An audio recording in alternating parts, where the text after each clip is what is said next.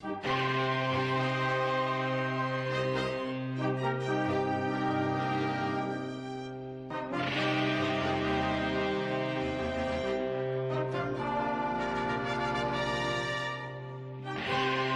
you'll think you done got the strength to take on the Western film industry.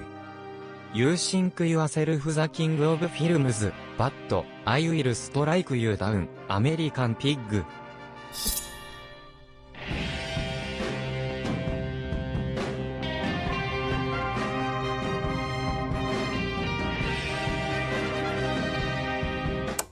Films are a very powerful medium. There are few other forms of media that can bring its audience into a world together. Let them experience something new through the eyes of another person. And anybody can get involved with them. There's no generational gap when it comes to appreciating films. There's no discrimination, unless you're blind or something. This means that there's a lot of film fanatics, and a lot of them want you to know that they're film fanatics. That's why we have about 3 million film reviewers on YouTube. Not all of them successful. Now I can actually monetize my videos. Guarantee you can do that. But regardless of how many clicks these people get from their Joker analysis video, there's always one global consensus that everyone sticks to. If you review obscure films, you are very, very smart. So considering how much prestige these kinds of people get, I've decided that I am now a professional film reviewer. So now that I'm superior in all ways, I've decided to take a look at an obscure little film from the filmmaking capital of the world, Japan, to review a film that's close to my heart. Unfortunately, I don't really know how to format a film review, so I'm taking the bold route of stealing from everyone else.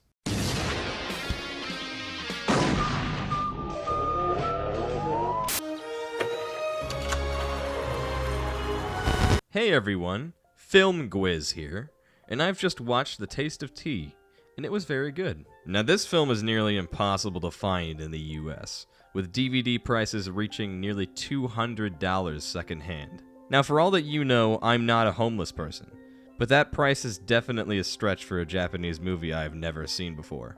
So I settled for a perfectly legal copy of the film that sounded like this. Luckily, I found a copy that was higher quality, as is the power of Blu-ray, so I was able to view the film as intended. And damn, it was good. The Taste of Tea is a 2004 film directed by Japanese director Katsuhito Ishii.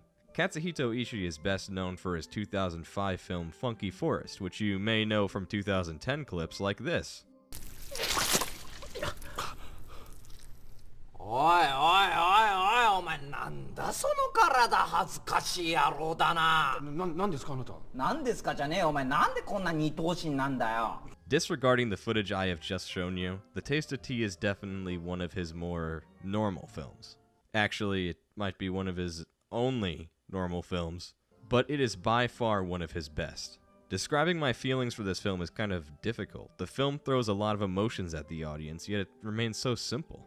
I struggle to imagine this movie being made anywhere else but Japan. There's a specific brand of playfulness in this movie that I've only ever seen achieved in Japanese filmmaking. Maybe it's the setting, or maybe the editing, but all I know is that I like it. What sets The Taste of Tea apart from other films that I've seen is the story. The Taste of Tea is broken up into multiple different stories, each following a member of the Haruno family. A simple family living in rural Japan. The Taste of Tea takes the simplicity of its concept and absolutely runs with it. This small rural village is filled to the brim with so many interesting characters and misfits. And the way that the characters interact with each other brings a whole lot of authenticity to the film's writing. The movie is a lot like taking a peek into somebody's childhood memories. There's a lot of innocence to the movie that you can't help but appreciate while watching. The Taste of Tea does have its fair share of wacky Japanese moments, but these moments, as I mentioned before, are far more playful than shocking.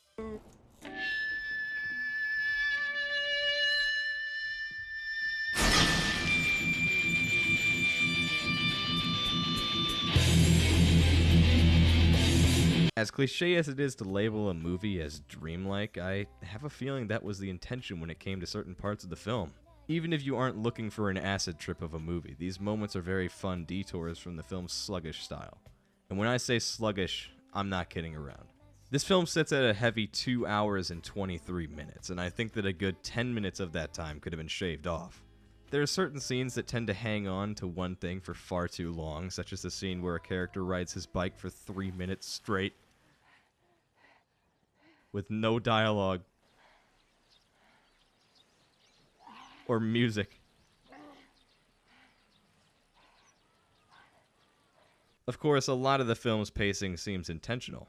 The film has a very relaxed style to it, with very, very long takes and very little cutting. And thanks to that, the movie is a very smooth experience. A lot of emphasis is put on the environment around the characters instead of the characters themselves, allowing for some gorgeous cinematography that really immerses you into the film's setting. You'll see a lot of wide shots featuring the iconic look of the Japanese forest, for example. When immersed, the movie can provide a light-hearted, optimistic look at the burdens of modern life. Our fights with our own imagination, our struggles with our future, finding love, giving up love, the benefits of meditation, and the performances by the film's main cast are incredibly genuine, allowing for a lot of realistic dialogue that give the film that extra boost it needs.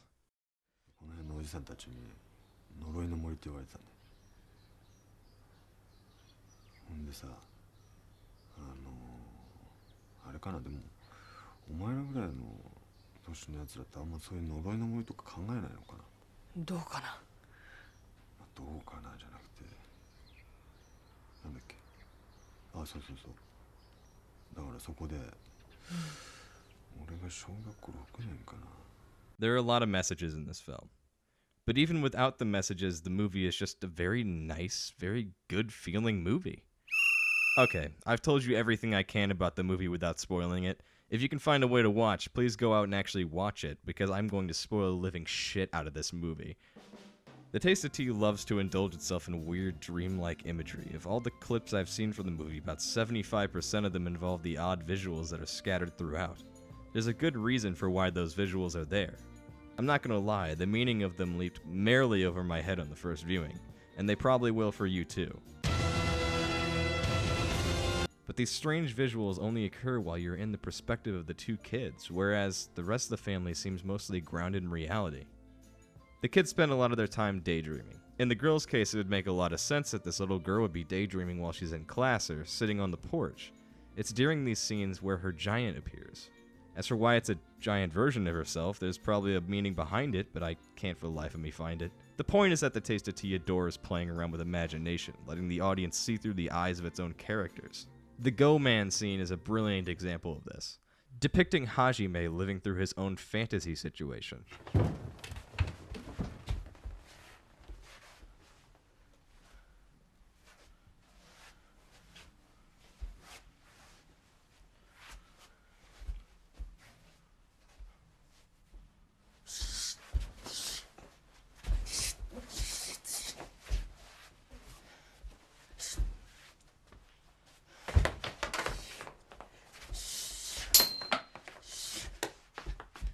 There isn't really anything going on in the scene. Hajime is just silently mimicking fighting moves in his room, but through the use of text and delusional flailing alone, the film makes a scene that's both funny and endearing. I mean, come on, all guys have done this at one point, right? Right? When the movie isn't following the delusional fantasies of a young boy, we get to watch the uncle do whatever he does.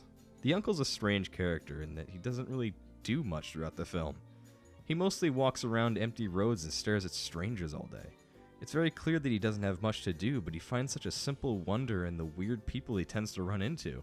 He may seem like a downer at times, but he really is just a silly uncle who's playing Raiden in the next Mortal Kombat movie. And of course, we have the greatest character in the entire film, this grandpa. The grandpa is honestly the best part of the film. There's just something about his performance, the way he looks at his family, plays with the kids, helps his daughter with her anime. That crazy-ass hairstyle of his constant singing about everything in his general vicinity, and of course, his involvement with the mountain song.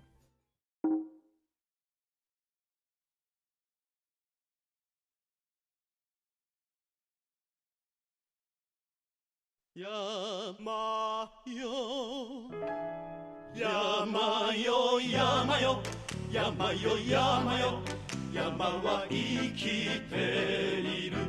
Yama yo, yama yo, 山よ山よ山は生きている山よ山よ山よ山よ山は生きている生きている生きている山よ山よ The Mountain Song is by all means a disease. Ever since I heard this song for the first time, it's been stuck in my head and probably will be for all eternity.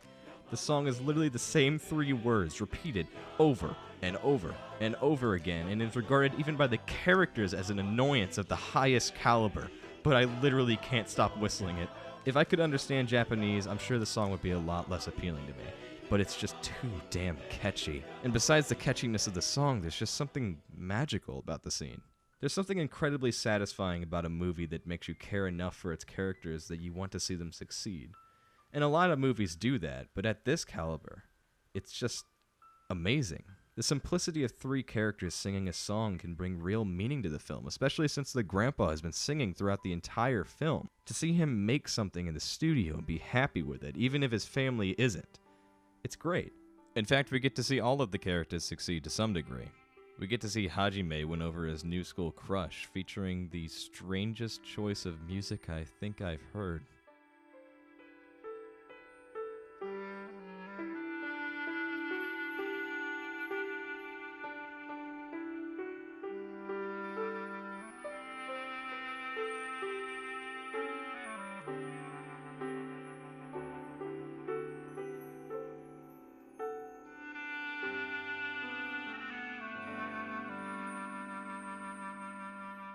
The mom also finishes the animation we've seen her working on throughout the entire film.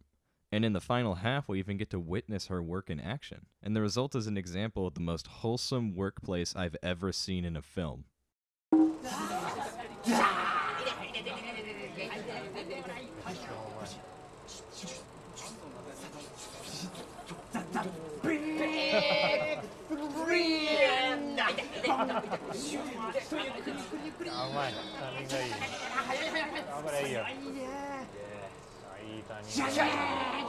As well as a really jarring cameo from Hideaki Anno, who you may know as the creator of Evangelion. And of course, this success is followed by the serious heartbreaker of the film.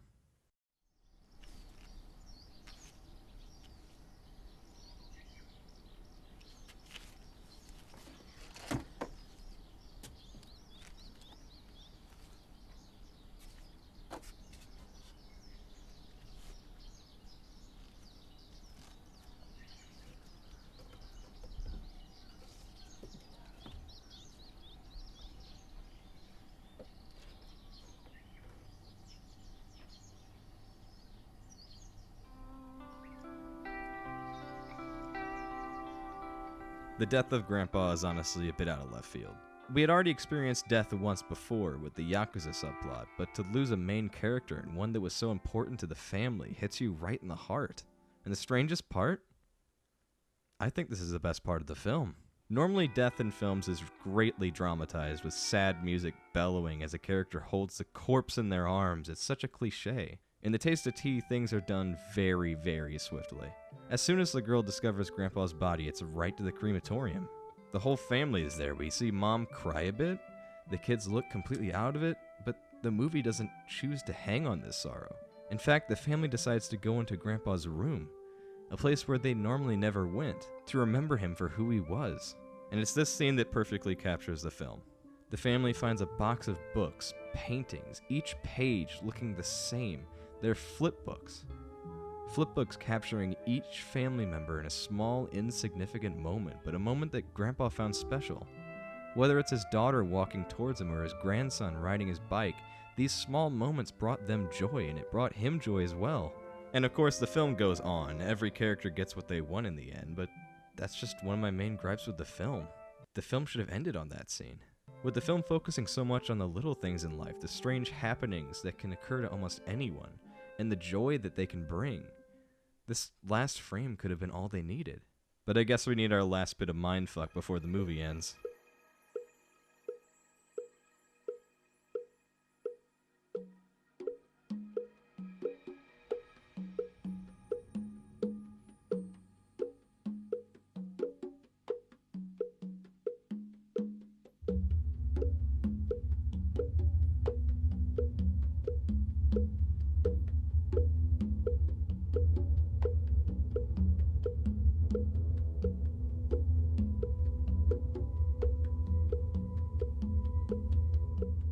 This film has a reassuring feeling to it.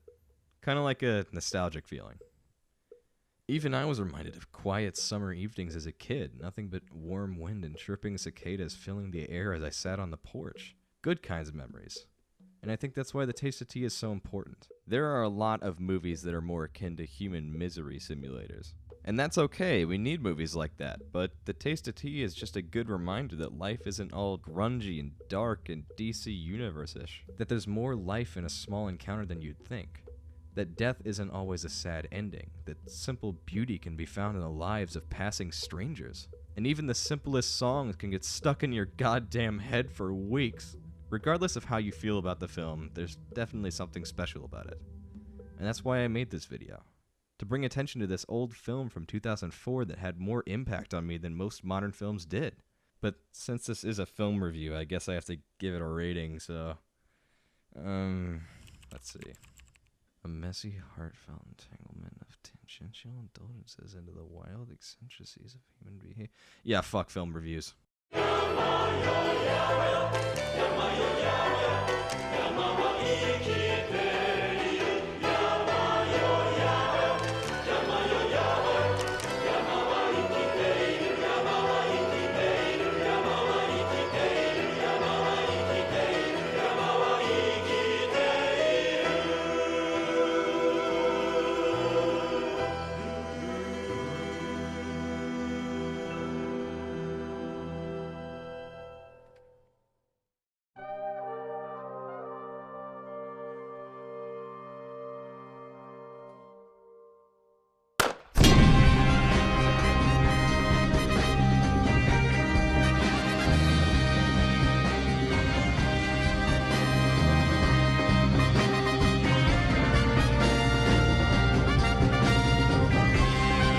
我很聊，我拍一部冲爆炸性的新颖，而家庭有时冒犯性的戏。如果你想，最好我的，如果你能理解我在时，你他的。